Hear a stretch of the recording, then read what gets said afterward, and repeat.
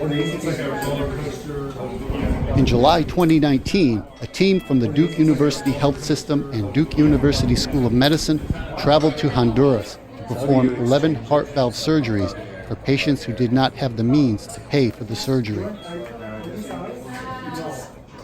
You guys want the CT? CTA. Another CT? He already had a CT? No. He would. Yes, we would like to get a CT if we can. If you can do a contrast, that would be nice. Imagine your doctor telling you you need surgery to replace a heart valve. If you live in Honduras, once you get that diagnosis, the doctor will hand you a list of items you must provide for the surgery, like saline solution, sutures, gloves, an oxygenator, pain medication, and a heart valve.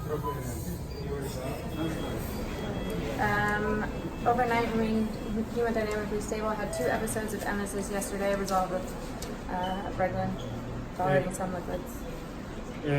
Por la noche estuvo hemodinámicamente estable, tuvo 2 episodios de mesis que resolvieron con metoclopramida.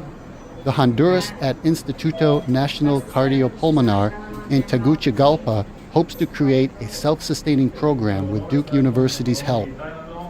Recognition or award, but they all made it possible, and without every single person, I don't think this would have gone smoothly like it did. So lots and lots of people to thank. Kind of the work that we were able to do there with more limited resources, and people out there that really need our help, and to not forget about them.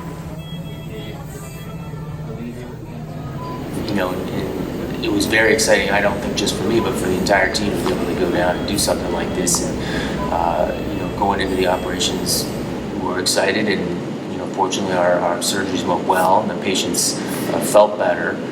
At the end of the week, it was probably the most gratifying professional experience I've ever had, to be able to help 11 people with an operation that they would never receive without us being there was extremely rewarding for me.